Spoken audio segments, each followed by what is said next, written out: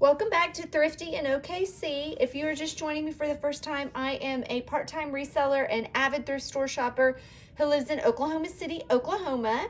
And today I'm going to do a little jewelry haul for you and show you two sets of jewelry that I have gotten recently in the last couple of weeks that I'm going to try to get listed up. So this first set I'm going to show you, I got all together from a thrift store where I actually help out and do some volunteer work. So every once in a while, I will find stuff and go to checkout and they will just let me take it, which is awesome. And I appreciate, I guess it's kind of their way, even though it's volunteering, to pay me for the work that I do up there. So really all of this jewelry I did not pay for. So I didn't steal it, obviously. When I went to check out, I got charged for all the clothes that I had, which was quite a bit. I do shop a lot at this thrift and spend a lot of money there. But they just said, I'm just going to put the jewelry in and let you have it. So that's awesome. So all of this is just stuff that I don't have any funds invested in. Again, I don't ever know when that's going to happen. So it's not like I'm like, oh, they're not going to charge me for this, so I'm going to pick out a whole bunch of stuff. I just on occasion will pick something up and they throw it in for me. So I think that's super nice and appreciated. But this time it was jewelry, so I'm going to show you these little pieces that I had picked out. And their jewelry is super cheap anyway, so even if paying for it, it's not big bucks. It's obviously not a Goodwill because I said it was super cheap. And I do have a Goodwill haul here to prove that on how different the prices are. But this is a little, I don't know if it's cloisonne, kind of cloisonne with these little silver beads. The beads could be sterling. They're not magnetic. I have not tested any of this yet. There's no marks on the back and no marks up here. But I really liked that design with the trees. It kind of looks fall. Hopefully somebody will snatch it up. So I also picked up this KJL, Kenneth J. Lane necklace here. And this one is just a long gold necklace with these little baubles. It's still in really nice shape for gold. It doesn't have any discoloration. A very classic piece.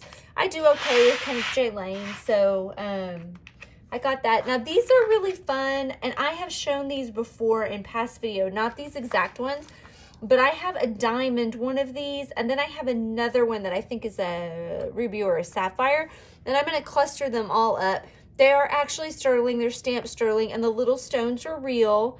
You can tell that they are gold plated, and some of them have had some wear on them, but I just love them. They're so tiny and cute. So I got those three. And then this cross, the chain is stamped sterling, and I always will pick up a sterling chain. This cross is not, and I have not tested it. It is not magnetic, but very simple, basic, classic. If this isn't sterling, I will probably take it off and salvage the chain for something that is sterling. So if you guys have watched me before, you know I am a huge Disney fan. So this is just a little Winnie the Pooh necklace charm, and it's Pooh and Piglet on there.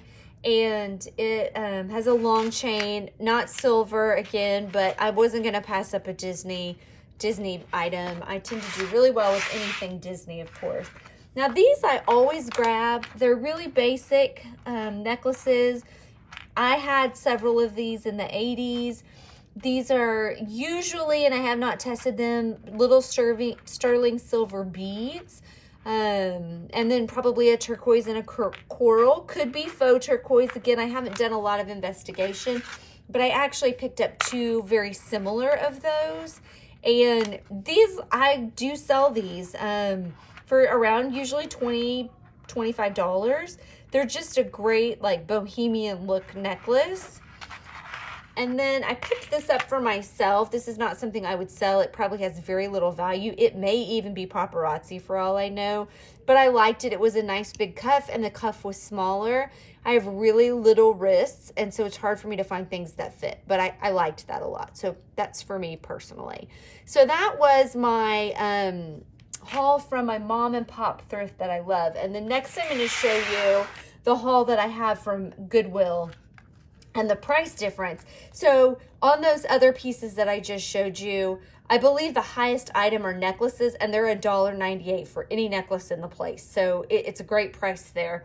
This, of course, is going to be different because we're dealing with Goodwill, and so it is not priced that way. But a lot of these pieces are stuff that is my style or that I like or something that I can sell, and still probably better price than I'm going to find out anywhere else. So I picked up this Taxco. I think this one is Taxco. Yeah, I picked up this Taxco 925 sterling silver bracelet here. This one was priced at $7.99. Regular bracelets at Goodwill, I think, are $4.99. So they did recognize it was silver and price it up.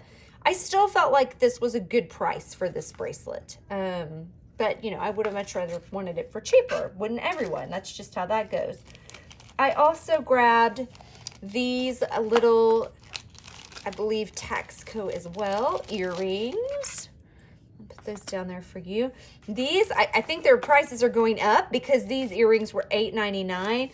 I do believe those are bits of turquoise. I actually have a very similar pair of these listed on eBay right now that has malachite in the same design that are also Taxco. So $8.99 on those. That doesn't leave me as much wiggle room on something like this. But sometimes it's really hard for me to pass up something that's sterling and that's Taxco at the thrift, even with that pricing. I picked up this little... I call it a shrimp ring. I don't know if that's what those are called. This one was a 925. I took the tag off of it because I cleaned it up, but I believe it was also $8.99. I can sell these usually for around $30, so not a huge profit margin on it, but I like these rings and they do sell well as a classic style. These ones may be keeper for me. These were $8.99. Again, a little bit pricey. They are 925. They are stamped. They're just a little stack ring there.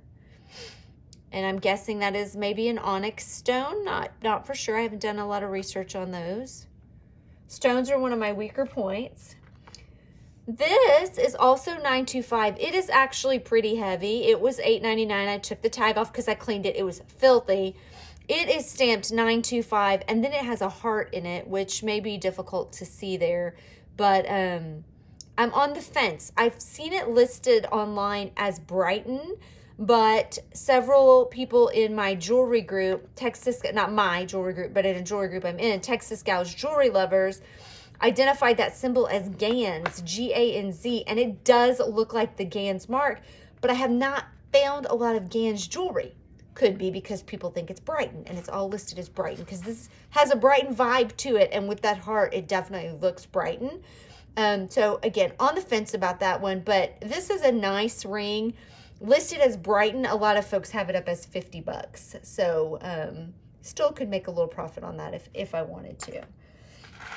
So this looks gold. It is not. It is in fact sterling. This is also Taxco. This is a sterling silver Taxco elephant with a sterling silver chain. And this chain is pretty heavy. Paid $7.99 on that one. And this is great because it can be a necklace or it can be a pin. The pin is a little bit bent.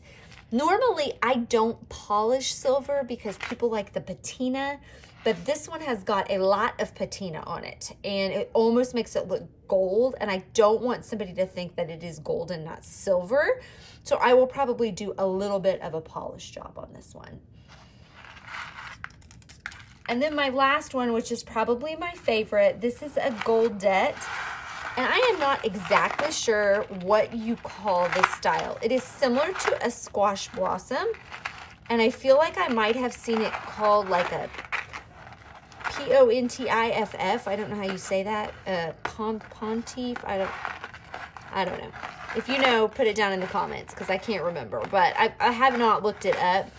But this is such a great necklace. And like I said, it is Goldette, which is a well-respected vintage name. It is obviously twisted. I'm trying to untwist it. It is not sterling. It is not turquoise. Looks like there's a little nick on that turquoise right there. I did pay $10.99 for this, which is a lot for it, but I really, really loved it. And I have sold a couple of this style before that was not Goldette that is sold very well for like $70 or $75. So this may be a catch and release, though. I might have to hold on to this one for a little bit because it is a really, really cool necklace. So you can see the difference between the mom and pop shop haul, right? Even if it hadn't been free and these Goodwill prices. But still room to make a little bit money on the Goodwill as well. I just hope they don't keep going up because people like me keep paying the price, right? I mean, that's how that works. I keep paying it, and they keep putting sterling silver out and marking it sky high. So I probably ought to stop doing that, but I don't know if I can. Anyway, if you liked what you saw, please give me a thumbs up. Leave a comment down below, especially, again, if you know what this is exactly called. I know it's not squash blossom, even though it is similar. And subscribe. I don't think I said that. Anything that you do that interacts with the channel helps me grow, and I appreciate every single subscriber and comment that I get. And gosh, I think that's it. We will see you next time, and thanks so much for watching. Bye-bye.